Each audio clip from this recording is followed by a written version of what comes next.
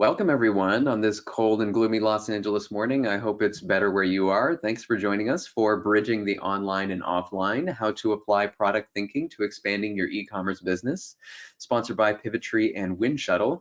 I'm Tom, the webinar coordinator for Online Retail today, and I'm excited to bring you this fresh session with hard-earned insight about how product thinking can help your business. I'm really looking forward today to talking with John Cutler in what will likely prove to be a fascinating and amusing conversation. We also are going to be recording this webinar in case you have to leave early. We will send the link to the landing page in the chat box right now. Up next, before we go any further, I want to thank Pivotry for sponsoring the webinar and helping us to make this happen. Pivotry is a leader in frictionless commerce with expertise in e-commerce, MDM, cloud, cybersecurity, and supply chain solutions, supporting clients from strategy, platform selection, deployment, and hosting through to ongoing support. Leading and innovative clients rely on Pivotry's deep expertise to choose enterprise-proven solutions and design, build, and connect critical systems to run smoothly at defining moments in a commerce business.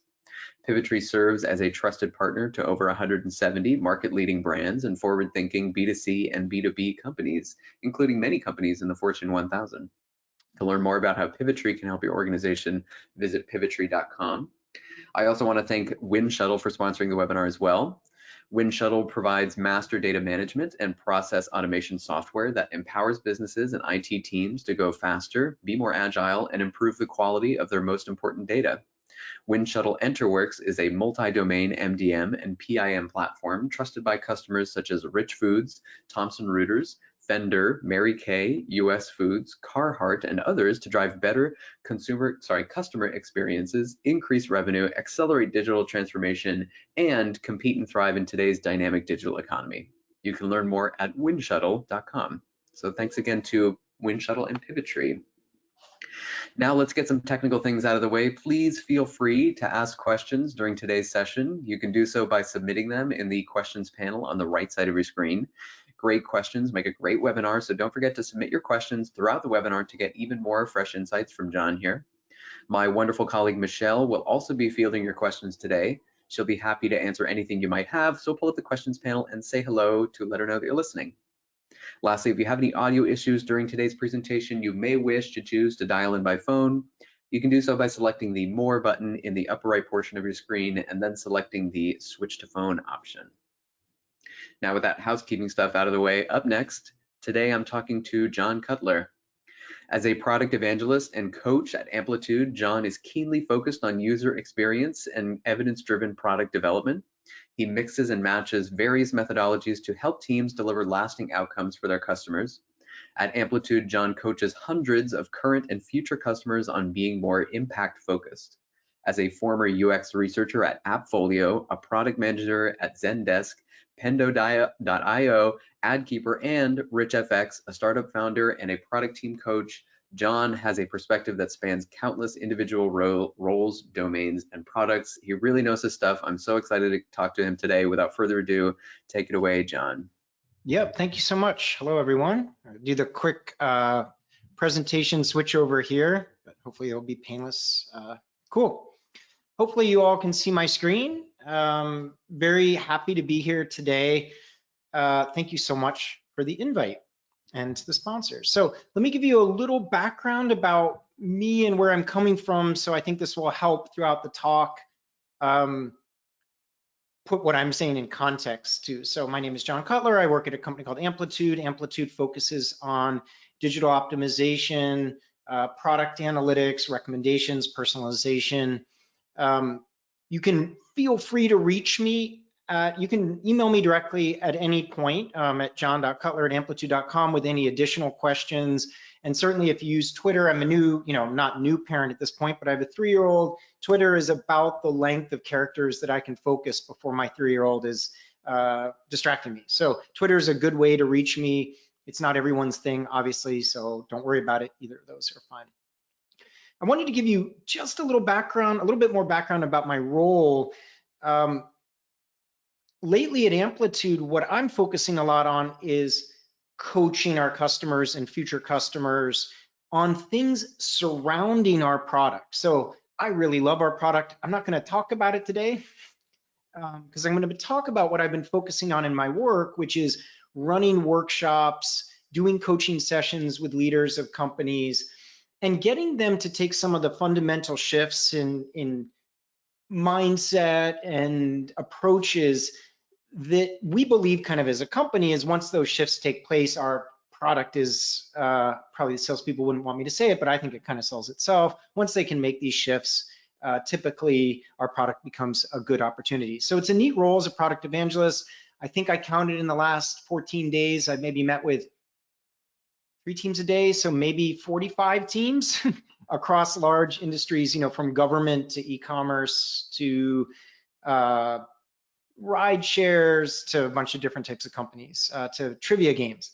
So lots of different companies. So that's a little bit about me. That's sort of a week in the life, is doing coaching sessions and workshops, and I work at a company called Amplitude. Cool. I actually like using Miro in my talks because I draw sometimes, but hopefully it's not distracting, and I'll keep the zooming in and out to a minimum because apparently that makes people kind of nauseous. So I'll try not to do it. So I was thinking about this talk today, and 3 stories from the last, year or two really come to mind from conversations I was having with companies. And I'll list them here because it sets good context, I think, for what we'll talk about. So, Amplitude, product analytics, people come to us to think about how to improve their products, optimize their products. But we get all types of companies, and 3 conversations just blew me away. So the first was a conversation with a massive retailer, and for a good 30 minutes, they discussed the challenges they had trying to cut 3 feet out of a curb so that they could enable curbside pickup. Now, what was fascinating about this is that they had spent the last 5 years thinking about what that mobile app experience would look like. And every year they kept saying, okay, we're gonna try to get this curbside thing into the roadmap. We're gonna try to make this happen. And every year it wasn't really the top priority. And so, enter COVID into the situation, and suddenly it became the biggest priority. But the challenge was cutting 3 feet out of the pavement to allow people to pull up by the curb. So in this particular screenshot, obviously there's not a cut of 3 feet in the pavement, but you can get an idea of what was involved. So I really love that story because it highlights to me the super interesting things that are happening at the moment. My partner Sharon works at a huge shoe company, and for the last 2 years, she's probably over there, we've been working within 15 feet of each other, of course. I've been hearing about all the challenges of this shoe company navigating this kind of new landscape. But this idea that basically the technology wasn't really the tough part. It was creating the environment where they could cut the 3 feet to create the curbside pickup that was the challenge, has stood out to me as a really, really interesting takeaway from the last couple of years. The second one I'll mention is a pretty eye-opening story. One of our customers is a Northern European government agency. And I remember talking to a leader at that company who had been spending the last almost decade trying to advocate for new ways of working, to get people working more closely together and collaborating. And he described a story where, because of the pandemic, they needed to release a new public benefit. People needed to get money. And there was a situation where there was a lawyer, software developer, designer on a call together, delivering a piece of software, sort of functionality that was going to help people get their benefit payment while the law was being signed. So this was happening in parallel. And the leader said something so fascinating. They said, never in 10 years would I have thought this would have happened. I thought that I was going to end my career and we'd still be chipping away at this problem. And because of what happened, this catalyst happened, something happened I never thought would happen. In fact, he said something that all the work he had been doing had been kind of saved up energy, waiting for this sort of mixed blessing world event that enabled this to be possible. So again, this is like incredible things happening in the world. The final thing I'll mention, another story that stood out was not exactly related to the industry, the industry we're talking about today, but kind of related in a sense, is that a massive travel provider had this to say in a particular conversation. They said, you know what, we are the best in the world at online travel. Interesting, there was a salesperson on the call, so they said there's nothing you can sell us that we need at this particular point, which is really funny. We're the best in the world in online travel. We know how to detect bots. We know how to optimize pricing. We know how to auction off travel. But now we need to build a completely new muscle to innovate in ways that we haven't innovated before. We need to think about stuff related to subscription. We need to think about a world where people aren't traveling the same way that they traveled. All these new behaviors and new habits that were emerging. They even referenced Airbnb, which had this very successful transition to new business models. It was tough. They had to let go a percentage of their team, but Airbnb weathered this storm incredibly well, using elements of product thinking to be able to survive this change. So I love that analogy in this case of the travel company that, and I think there is a relationship here to e-commerce and to retail where they had built one muscle so incredibly strong and then found themselves needing to build other muscles that they were new to them. And this challenge is something we see a lot at Amplitude. Cool. So what's funny in these conversations too is that there's often, it's kind of like a buzzword strategy, buzzword bingo related to the strategies. They'll be talking about these changes and they'll say, well, we need a chatbot strategy. We need a personalization strategy. We need a curbside strategy. We need an omni-channel strategy. We need a DTC strategy. We need all these particular things. And I find this kind of interesting too, because I don't think it really cuts to the challenge. There's a chatbot is a solution to a problem. Curbside is a solution to a problem. So that's not really a strategy. But all these things are being flung at these companies, maybe your company, having to think about how to adapt this stuff. And what you're seeing in companies is the difference between companies that think strategically, that fit this into the bigger picture of an experience more holistically, and the companies that are playing the kind of buzzword bingo in terms of doing that. And even as a vendor, as a provider, we get people saying, well, tell us everything you can do about personalization. And we try to back them away from that sort of spot solution into thinking more holistically about the problem they're solving. So it's a really, really interesting time. The fascinating thing about being an analytics provider during the pandemic was exactly what happened during the pandemic. So this is an example of daily active user growth, new user growth, and event volume growth across a number of different industries, and what happened right at the end of March in the United States. So we can see here that this is consumer tech was floating along, and guess what date that was? It was late March. We can look at e-commerce a little bit more gradual, because if you remember this should all be familiar to folks who are thinking about their own analytics, but it wasn't an immediate cut over like consumer tech might have been. There was a gradual understanding that e-commerce would be a bigger part. So you see this gradual lift during the period. Now, what were people doing in the pandemic? They were streaming a lot more media. So that starts to go up to the right. FinTech, mobile banking was mobile banking. So we didn't really sense that particular change. It's something like Amplitude, and that was relatively flat. And you can see these shifts also. The consumer tech, new user growth, boom. E-commerce, new user growth, boom. Streaming media, new user growth. That's a look at that increase in a matter of a week.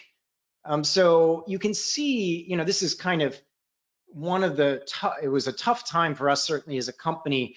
For a lot of our customers, it was like Cyber Monday every single Monday. I mean, this is just incredible transition that these companies needed to make in a short period of time. So I thought just showing visually what happened to companies at the time probably resonates with you if you're in the e-commerce area and you maybe saw these particular changes, but certainly seeing how the changes shifted across different industries is pretty eye-opening. So I mentioned that I do a lot of workshops. We do workshop with e-commerce companies. And now I've done enough of these that these patterns begin to emerge. And my background is in product and user experience. So in some ways, this has been a bit new. Funny part of my history is I used to work for a company called Rich Effects that took print catalogs, and you would give us the print catalog and we would convert it to a digital catalog. So Kmart would give us their catalog. We would make a circular for Kmart. So I do actually have some background in this area, but I don't know if you could call that e-commerce at the time. It was certainly 25 years ago. That's a long time ago, or 20 years ago to be doing that. So the challenges that I hear when I talk to e-commerce companies in my workshop are just basic questions like, what is even the product? They feel very stuck in market by remarket motion. And remember, I didn't have recent background in e-commerce, so I was learning these things as well. And I said, well, what's market by remarket motion? And they say, well, that's the thing where you look for the product, we market it to you, buy it, and then we market to you again. Okay, that makes sense. Very session-based versus relationship-based. So still this concept of the very funnel-based, which is very foreign to me from a product angle, but I was learning more about that.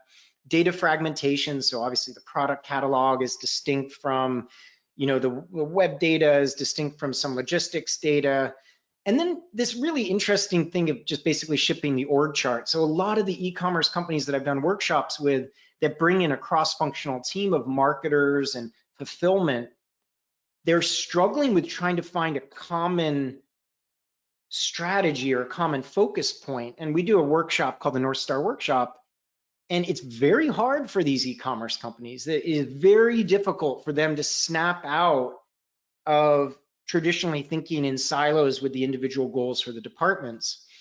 And I'd say that the final thing is this tension between many aspects of e-commerce, to quote a CTO, and I think they were being very presumptuous at the time, said e-commerce is a solved problem. Maybe there are elements that are a solved problem, but this new environment is definitely challenging companies a lot of this isn't a solved problem, and a lot of the dynamics in the market aren't solved problems. So, sorry. Oh goodness, I'm embarrassed about that. You see these kind of tensions. This comes up in the workshops that we're doing. Now, as a product person, I don't know if this perspective will be interesting, but the drawing that I created after a number of these workshops with e-commerce companies, especially ones kind of bridging the physical, digital realm, is that when we as product folks think about product, we don't really think about a funnel. We're thinking about a product experience. We're thinking about increasing engagement, retention, growth, and customer lifetime value.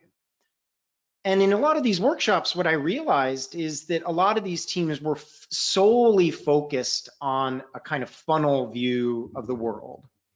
Acquisition and conversion, it's very session-based, very conversion-based, very fill the cart based. And so this was one of the first, eye-openers for me coming from the product world, is that I had to kind of realign my thinking to how the e-commerce folks that I was talking to were thinking, and align that with how my sort of product thinking way of thinking was. So that was one of the first interesting things. I'm sort of guiding you through my thought process as I went through these different workshops and talking to different companies. Now, the next thing that you notice when you do a number of workshops with e-commerce companies is just the mega trends that are at stake, right? There's a lot more choice. People are a lot more connected. There's a strong focus on loyalty, and loyalty is harder and harder to earn. And then from a software development standpoint, it's becoming way easier to ship than there was before. And there's fierce competition, at least in the product space, to see who can learn faster, right? So shipping, in a sense, has become a commodity, whereas your ability to learn and iterate as a team is now where the competition is happening. So these are some of the macro trends I started to notice that were popping up even in the e-commerce calls. Now, of course, I threw these in at the last minute because I just think it's kind of funny, but the other, just in personal life, seeing what happened during the, my dad's in his 80s, and his partner Joan is not in her 80s. I think she's in her 60s. my dad went on this diatribe once, and he went on this, so he said something like, okay, we have an Alexa on our portal, and we have an Echo with an Alexa, and I can control it with my phone and browse and buy on my laptop and order things using Alexa and check my order and reorder on my phone and listen to Spotify in the portal and the iPad. Oh, and we have an Echo Dot and pill pack because he needs medication, and we pick stuff up at a locker. So this is someone in their mid to late 80s and not particularly savvy. Like, John has to do tech support, parental tech support often. And this is the life of an 80-year-old. In the pandemic, he's here looking at me and my little son, and he's playing a game on the portal, which is this sort of amazing device. So obviously, it's not just these workshops where I have this impression. You can sort of see the shifting landscape around here.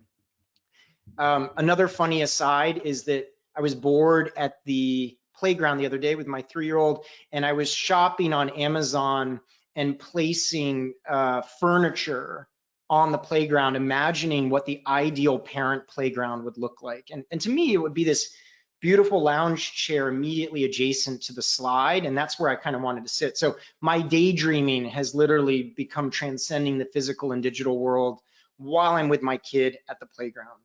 He's somewhere up on the swing. He's up on the, you can see his little hand. He's just about to make his move. There's his hand to come down the thing. Okay, giving you some background, this is what I'm seeing. Now I wanted to get specific about an e-commerce example, and then we'll sort of bring in the product thinking aspect and where I think this can help. So this is actually the output of one of our workshops that we do at Amplitude. And I think that many of you can relate to these themes. And if anything, I hope to share these because you'll see how common these themes are when they show up when you chat with companies. So for this particular company, I've anonymized it, but you can imagine that XXX is like a persona, like a sports fan or this is a group of human beings, a segment out in the world. So the themes that often bubble up in their workshops are things like, when we stray away from our persona, we lose our way, we believe in super serving this person, our strong focus on these humans may feel irrational, we want to create them as influencers, we know more about them than anyone. So the first thing you realize is that their key strength in their mind is their awareness of this particular segment and what that segment wants. The next theme, and this is where we start to get into some of the like product thinking aspects, is that they realize that they need to create discovery, delight, and a wonderful experience, both online and offline. So without excitement, we'd be just another online marketplace. So you can see the competitive pressures seeping in here, where they're looking for differentiation in terms of the form factor of their experience, in a way kind of gamifying. They have this curated shopping experience that's specific to this group of human beings. And so there's this acknowledgement that they really have to tap into this persona to be successful. It's funny, I loved how they said personalization is a generic strategy in this space, but I guess they said, but it makes sense. There's clusters of companies trying to drive results via personalization. We have to differentiate from Amazon. We need trustworthy, error-free e-commerce. We need reduced time to order delivery. We need to do shipping and return costs. We need to pack factor, so all these particular elements. But then it goes back to this idea of what do they need to be uniquely good at from a user experience and quote unquote product standpoint. And so it comes back to them about delivering the brands that they work with really well at great prices in the aspect of this kind of gamified flash sale experience. So that may or may not sound familiar. I've done a number of these, and actually these types of themes could be slotted into various personas, and you would get the idea. So after this workshop, I even remember, this is my exact notes, and I thought, well, the persona plus excitement plus loyalty times the e-commerce muscle times the deals muscle times the personalization muscle is equal to sustainable dollars. So this is kind of a product, thinker aspect to this. And I'm pondering, okay, this is e-commerce, so what's the challenge here? And this next part of the activity, I think, really highlights the opportunities and the challenge. So as part of this workshop, we help them come up with a single North Star to transcend marketing, fulfillment, product or, the digital experience, the offline support experience. So it's a pretty bold goal for a workshop, but you can see where they're going here. So their North Star, they wanted to be around retention, around recurring visits, this idea of an organic ambassador, improved revisit rates. And they ended up with two candidate North Stars. So one is the number of humans that are organically returning, deal engaging, fun having, item receiving, expectation meeting customers, or their execution of their flash sale model, which was events, organic involvement, repeat involvement, healthy financials, and excitement. Now, notice for a second that this is not your standard e-com cart volume metric or some revenue-based metric, right? So the first step for this team was trying, and this is kind of weaving in the product thinking aspects of this, was to think about customer lifetime value and think about retention and try to align the disparate groups in the company around something that was truly representative of like a product-led strategy to move the business forward. Now, interesting, this will become super clear when we go through the inputs for their particular model. So none of this will seem new to folks, but they needed to attract and engage new to brand target customers. They needed to satisfy them initially with a first-time purchase, and then they needed to execute on these flash sales that had urgency, enthusiasm, unique, they're priced right, they were gamified, they had engagement, and then they needed to deepen the loyalty. And this is where you get one of the core elements of product thinking, which is the idea of a flywheel. So instead of a very session-based approach where they thought of just this kind of market by remarket, which would just be continuously moving people to these sales, they were realizing that to survive as a business, they had to do more. They had to create deepening engagement, increasing loyalty, a community referral, and that had to feed into their successful sales, that had to feed into organic acquisition, and that had to feed into their ability to create first-time purchasers. So this was really telling to me. This is a internationally known e-commerce company, some of the best people in the business, and they have sort of offline and online components to what they're doing. And there was an immediate recognition that the idea of siloing these parts of their, try to delete some of the red lines, there's too many at the moment. This realization that siloing their org into logistics, a loyalty team, a flash sale team, that was not going to be sufficient to differentiate, deliver shareholder value, and improve as a company. So that was a big eye opener, right? And so this underlines my thesis here that in e-commerce, there is a lot of well-worn e-commerce muscles that people are incredibly good at, but a muscle that has not been mastered by a lot of companies that relates to product thinking is the ability to kind of generate this loyalty and this flywheel using their digital experiences. It's something that's still nascent for a lot of companies. So to kind of make this even more clear, one of the exercises I do with the teams is I get them, instead of thinking about a funnel, I talk about a ladder of engagement. I ask them to think about their customer journey as a ladder. And in the upper right, you have a loyal customer, high customer lifetime value, customer for life, the product strategy has worked. And again, this is like a very standard thing in product to think this way. And I assumed that it was pretty common in this industry to think this way, but this was actually a really important conversation for the team. Because what they found is that they were driving a lot of people to take these first steps with their campaigns, and those people were not necessarily going on to become loyal customers. And there was numerous off-ramps off this ladder where they were having a lot of trouble. One specifically was expectation setting. They were driving a lot of people. It's very easy to drive revenue in many ways if you have marketing dollars, right? They were driving a lot of revenue. And that initial revenue, 6 to 12 to 18 months later, was not producing customers with high lifetime value. It was not congruent with their strategy, which was to hyper target this group of people. So I thought you'd be interested in that, but this is may not be new, but I'm just highlighting that your challenges there's these patterns of challenges across the industry, and this is where I think that product thinking is an important help. So what is product thinking? What the heck am I talking about? Why with that long preamble? So in my mind, product thinking is using design and technology and data to create sources of sustainable, differentiated growth. So there are many ways in business to create revenue, hit the quarter or move product that are not creating moats. They are not creating sources of sustainable, differentiated growth. And with increasing competition in the space, to some degree, certain elements of the model are becoming a commodity. You can only differentiate in so many ways, and obviously companies are struggling to do that.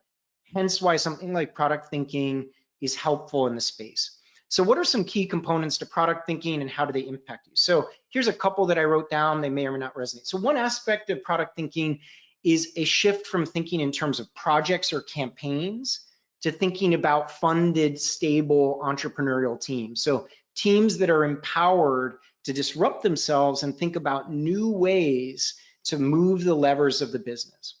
The second element is from siloed and competing department style thinking to this idea of a cross-functional journey-oriented team. I was joking with someone the other day. They said, John, 20 years later, we're still talking about a single view of the customer, end-to-end view. And I said, it's not a tech problem. It's actually an org chart problem. So the problem has nothing to do with the technology, which is actually an easier problem. The problem is how to create cross-functional journey-oriented teams instead of shipping your org chart. So an element of product thinking is that we structure our org around the value instead of structuring it around functional disciplines. The third is this idea of shifting from funnels to something like flywheels or loops or loyalty. With most products, what we're trying to do is we're trying to create an engine of growth, either through design or data or habit formation. Like we're trying to create a flywheel effect that does not need to be constantly fed with marketing dollars or acquiring customers. So we're lowering the cost of customer acquisition, we're lowering the cost to maintain the loyalty of that customer, and we're increasing customer lifetime value. Some other ones before we move on, often development is viewed as a cost center. So in product thinking, we kind of shift the idea of software development teams to being a profit center, like they are our differentiator. From generic experiences to thinking about how to personalize these experiences. I think that's pretty common in e-commerce to think that way. How it's executed is another question. I still get Amazon offers for the coffee maker I bought 5 days ago. I do not need 3 coffee makers. And I use Amazon pretty much every single day. And then finally is this idea of just executing. We just need teams to execute on these projects, to thinking about teams that can disrupt themselves. So there's a lot more to the idea of product thinking, but this is the universe that I grew up in, at this time that I've existed in, but I tried to sum it up in a couple key ideas. One really good example, I'll talk about a couple customers at the moment, but I think that Peloton is actually a super interesting example of creating an engine. They've been struggling a little bit lately, which is true, and I think they may be over-indexed on the hardware. So maybe this is even more of an argument for what we're talking about. But what you can see with Peloton, my friend Jake Singer created this diagram, is what Peloton is doing is creating an engine of growth. So the workouts create data, which improves the customer experience. That helps improve the community. The workouts are part of the brand, attract talent to Peloton, create the live content that improve the customer experience. The hardware is one input into the customer experience. I think until recently, Peloton was at a better valuation than any gym in the country. That might have changed. It's interesting. But you can see that this is a flywheel effect in motion. This is like a classic manifestation of product thinking as you do it. So part of when I mention flywheels, this is what I'm referring to.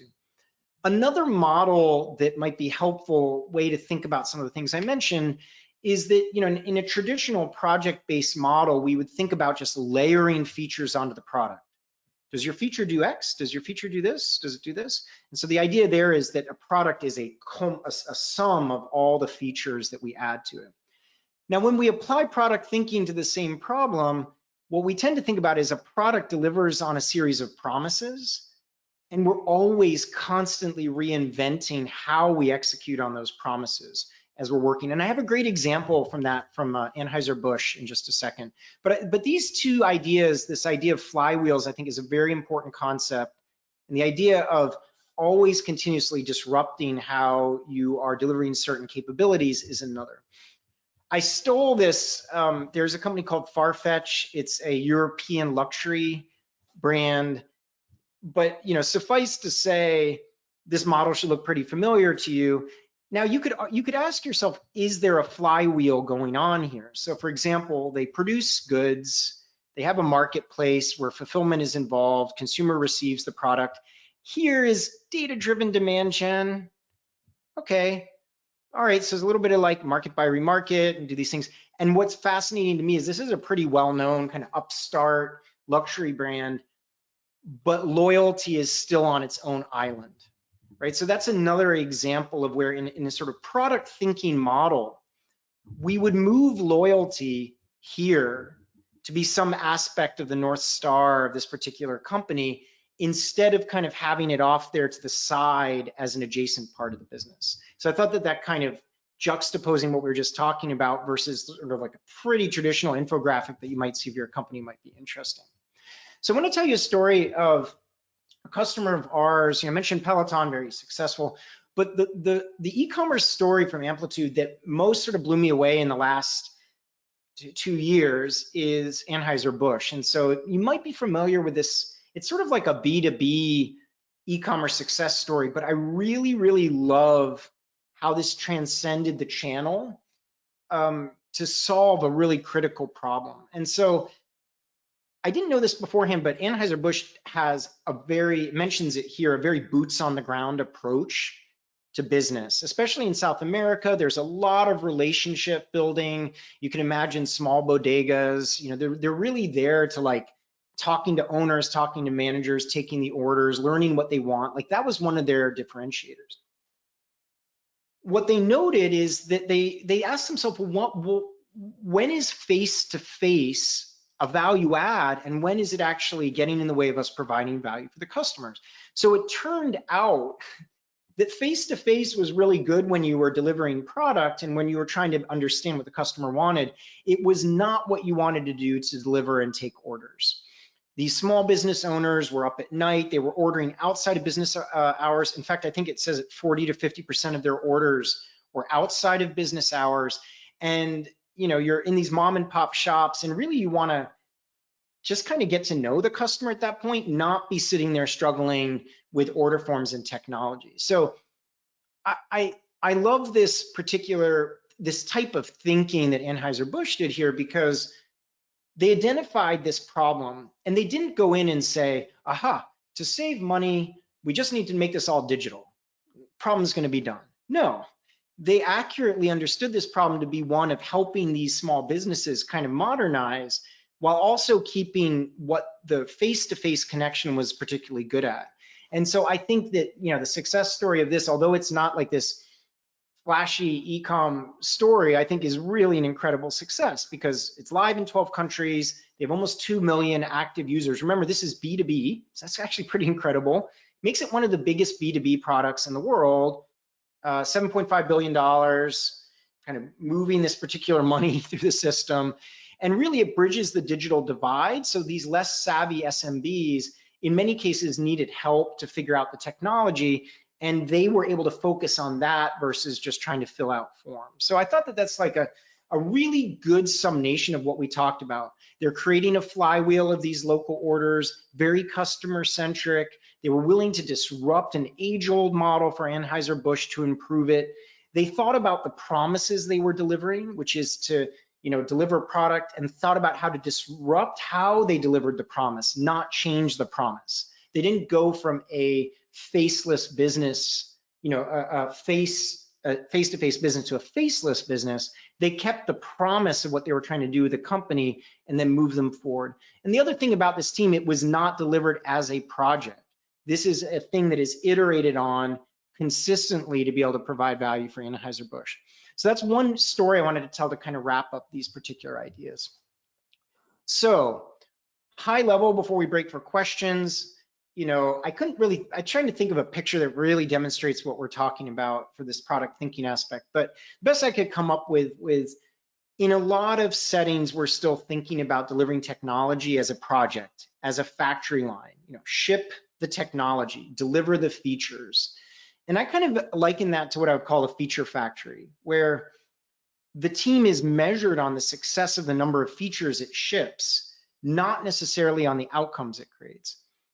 And I think if we're going to get to the crux of it for product thinking and how it maybe applies in particular industries, is that in a product approach, we're thinking it more as an ecosystem or a system or a garden, especially in subscription-based products, or especially where you're trying to create loyalty, that you're really trying to kind of grow this vibrant relationship with the customer over time. Many of the things you deliver will not be valuable to customers. Many of the things you try will not work the way you expected. Many of the touch points and things that you try will not be as successful. But I tried to think of one set of images to sum up what I was talking about. And this is the best, this shift from like a factory-based model of delivering technology to this ecosystem-based model is what I was gonna come up with. So I'm gonna leave you with a couple points, like the do this now, if this interests you. So the first point is your first call to arms really has to be to holistically figure out how the customers are interacting with your brand. And often you kind of leave this to marketers and they come up with a customer journey map, and it's very like hypothetical, but this is really in product. We hire UX researchers, service designers, ecosystem designers, platform designers.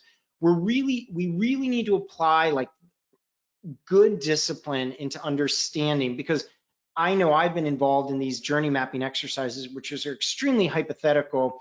No one really uses them, and you're not really thinking about using design and technology to accelerate the whole journey. The second thing is the shift from the campaign project model to more value chain aligned teams. So the number one thing people can do in this area is, nudge their organization around funding projects to funding value stream aligned teams. So for example, you'd have a team at Bees, at Anheuser-Busch, focusing and obsessing every day about onboarding these low tech savvy SMB bodegas in South America onto this technology and making it more comfortable for them. The third thing is that, I think the ideas of omni-channel and channel-based stuff, it's so prevalent, but we're kind of in a post-channel world. You saw my dad in that thing. Like imagine omni-channel of my dad doing his portal with his Spotify and his thing, and then going this and then going to his locker and doing that. That's not really a channel-based thing. Our journeys are so kind of transcending these channels that we've kind of gone beyond thinking about it as channels. As another element of product thinking. The last two I'd leave you with is, one is your product is a series of promises to keep. So that becomes a really effective way to think about disrupting yourself. So it's an extension of that shift from project model, where how do you think of the capabilities you offer and then keep thinking about the ways that you're going to disrupt those things. And then finally, I think that the final thing is, it's highly competitive at the moment, and the ability to win just purely based on standard e-com muscles is going away. So the trend that we're seeing a lot at Amplitude is companies really leaning into their segmentation and figuring out that particular segment of customers, creating loyalty loops, creating flywheel loops, new business models related to subscription, things that move them away from that very transactional funnel-based approach to doing things. So that's all I have for you today. Be eager to answer any questions. And I think maybe at this point I would jump back, go to this screen. I'm getting there. Present. And yep, be happy to answer any questions that folks have. Hopefully my perspective was at least interesting. Not fully my world, e-com, but I certainly work with a lot of e-commerce companies. Beautiful. No, thank you so much, John, for sharing your insight. And also thank you for sharing your contact information up here. If we don't get to your question today, or if you think of something after the presentation, again, John has been kind enough to give us his Twitter and his LinkedIn. And John, if you want to say your email again, feel free to reach out to him. John, what was your email again? Yeah, so it's first name, period, last name at amplitude.com. So John, period, Cutler at amplitude.com. Excellent. Thank you so much for that. Before we dive into questions, I want to remind everyone that now is the time to get straight from the source insight from John. Again, like I mentioned in the beginning, great questions make a great webinar, so don't forget to submit those questions. But we do understand if you need to run. Again, I'll say today's session is being recorded and it will be emailed to you in the next 48 hours, so you can look out for that. Alrighty, with that, I would love to get into questions here. This is a really interesting one to start with. What's a current myth around product data trends or e-commerce trends in general that you would like to dispel? Oh, well, a myth. Oh, product data. Well, one thing that this is not so much a myth, but I think it's a common. Let's back up for a second. Like there are measurement and experimentation approaches for e-commerce and product around like A/B testing, or you're testing a landing page, for example, or you're testing, you've made a small tweak in the cart technology and you're seeing if that has a tiny lift in the cart, fulfillment rate or something. I think a myth that exists at the moment is that all the measurement problems in e-commerce are sort of solved and that you just need to copy everyone else's metrics and then that's going to give you exactly what you need. Now, I think that the myth is very interesting because I think it is true. There is a canon of e-com metrics that are helpful. You want to know the channels you're getting people from. You want to know what products they're looking at or their popular products. You're all dialed in that direction. But I think a myth at the moment is that when it comes to everything, it's solved. And I would argue for things like loyalty, introducing new subscription models, elements of how fulfillment is impacting future use, elements around personalization and recommendation. These are actually pretty hard problems.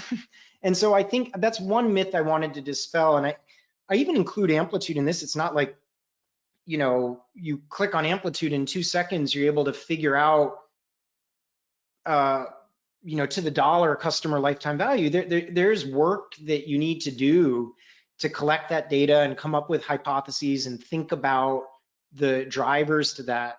And you're not going to get a 100% certain answer. I think people are biased about A/B testing, multivariate testing, and landing page testing to think that everything that we're going to measure, we're going to get this incredible certainty about, and we're going to know for sure that science has told us to do X, Y, Z in the product, when in reality, a lot of product is art supported by measurement. And so I don't know if that helps the answer here, but it's not all a solved problem. It's not all been done, especially in the shift to these new models, I would say is an important consideration. Great answer. Beautiful. And if there are any follow-ups to that question too, or anything you'd like to elaborate on, pop it in the question box again.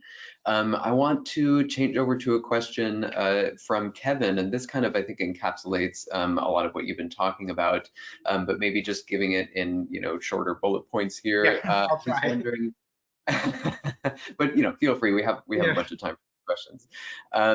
He's wondering, his business is sort of on the fence about pivoting to a subscription model.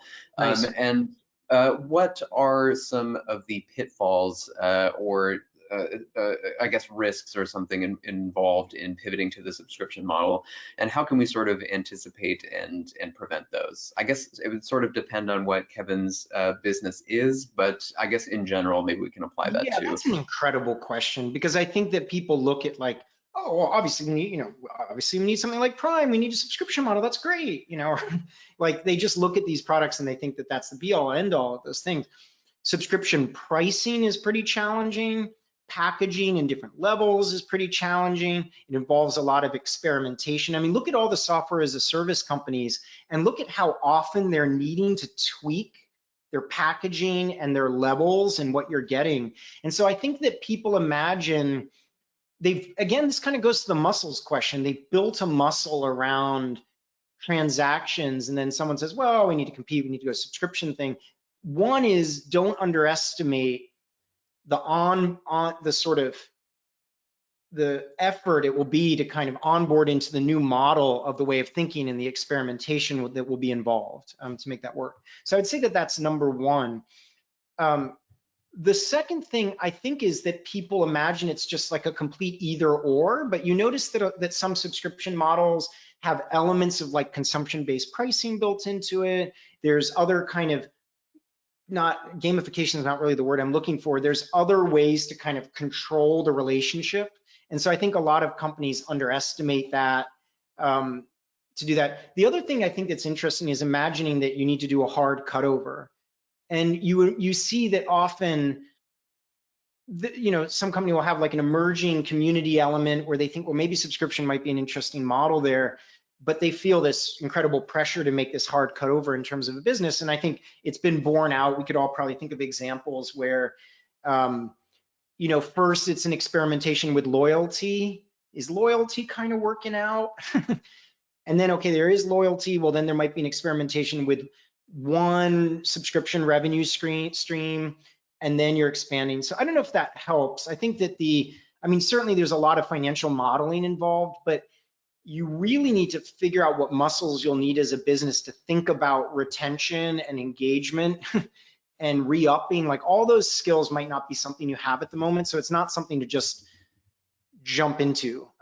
It takes a certain, and the funny thing is there's people who work in subscription who then get thrown into consumption-based or transaction-based pricing, and they struggle going in the other direction. So this is not a statement whatsoever on one model or another. I think it's just the learning curve might be a little bit more than you expect. That's a fantastic answer. I totally agree. It doesn't have to, be a instant switch over, and it'll probably be more productive and constructive that way. I want to segue now into, this is a great question from Regina, and sort of more of a general question that I'm extrapolating here. What are the major considerations when sort of expanding into new territories? Maybe a different country or within this country? I know this answer would probably also depend, but what are your sort of overarching thoughts on that, John? Well, I think that the main, yes, it depends, but let's talk about what it depends on what. And I have an amazing story about this. I was in South America with like a massive fintech company, and they were planning international expansion. And, they were what was their hypothesis? Well, we've built this banking system, we'll be able to move it to every South American country, and we're going to be supremely successful.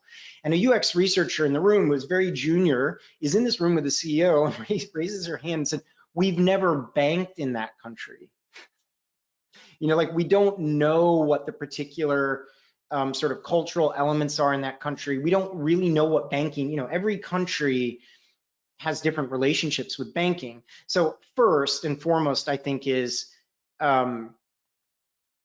this is why the massive retailers or, consumer goods companies have this constant struggle with their regional presence and their regional sort of trend spotting, trend setting, and then what the home office that understands what the brand is, right? So yeah, it's a super long, it's a complex topic, but I think that the first thing is very, very clearly identifying what is unique in that country and accepting that often it's cultural, it's regulatory, it's brand taste. There's certain, you even drive through Europe and you see the same company marketing in extremely different ways, one border to the next, to do those things. So yeah, big topic, but I think the first thing is just acknowledge how all those other forces are going to impact what you do. Beautiful. And I remember, I don't know if you remember offhand in one of our earlier conversations, you were talking about an experience that you had with Burger King and sort of a mobile app. Do I have that? Am I remembering incorrectly? Oh yeah. We've gotten in QSR and things, and that's been talk about like loyalty. There's a lot of pressure on those companies especially in the pandemic too. It was like contactless purchase and then loyalty and other things at the same time. So it was fun to work with that team to do that. Excellent. Well, I tell you what, John, this has been so much fun. I think that's all the time we have for today. Again, if any questions come to you after this webinar presentation, please feel free to reach out to John. The webinar recording is going to be sent out, so we'll have this information. I hope you all had half as much fun as I did. I want to thank again our sponsors, Pivotry and Wind Shuttle. Greater than or equal to half as much fun as you had. Right. I'm into analytics, right? So we. All I right, this love is awesome. Thank you so much. Sorry to disrupt your flow there with your outros, though. Not at all. I just want to say thank you, all of you, for attending, and thanks to you, John. I really appreciate it. Yeah, my pleasure. Great chatting. Bye. Bye-bye, everyone. Have a great day. You too.